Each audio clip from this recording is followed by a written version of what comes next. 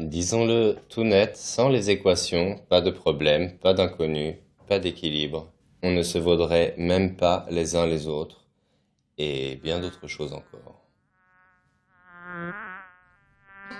Vers le début du IXe siècle, à Bagdad, Al-Khwarizmi travaille dans la maison de la sagesse où les savants arabes se réunissent pour traduire des livres, réfléchir sur l'univers et boire le thé. Le calife, qui aime bien poser des problèmes à Al-Khwarizmi, lui laisse un jour un petit mot sur son bureau. J'ai 500 dirhams. Je voudrais relier l'Angleterre, mais j'ignore s'il fera beau.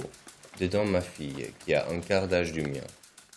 Additionné à celui de son frère, ils ont l'âge de ma sœur. Ensemble, nous quatre, en carriole pour l'Angleterre, pèserons autour de 300 livres, sauf que je n'en ai lu que 7, avec 4 ânes pour tirer, dont une ânesse. Donne-moi la direction du vent. Il veut jouer, sauf qu'il n'a pas saisi.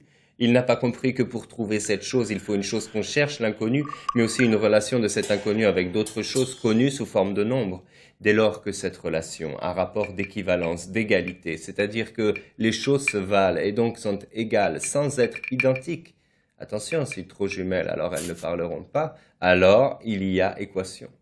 Je vais lui dire que son problème n'en est pas un. Parce que ces informations ne sont pas reliées, pas de sens, pas d'équivalence, pas de relation à détecter, peut-être une.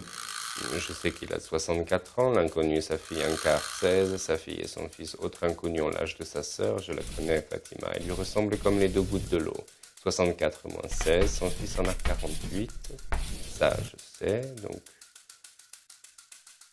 C'est son anniversaire, alhamdoulilah. Voilà, les équations sont nées. Al-Khwarizmi invente le mot et définit les outils qui permettent de le résoudre. Une équation, c'est une égalité, il faut d'abord bien la poser, puis on cherche à garder l'équilibre. Ce qu'on fait d'un côté, il faut le faire de l'autre. Par exemple, et ceci, c'est notre Al-Khwarizmi qui le trouve. On ajoute une même quantité des deux côtés. X moins 3 égale 5, x moins 3 plus 3 égale 5 plus 3, x égale 8. On divise par le même nombre des deux côtés. 4x égale 40, 4x sur 4 égale 40 sur 4, x égale 10.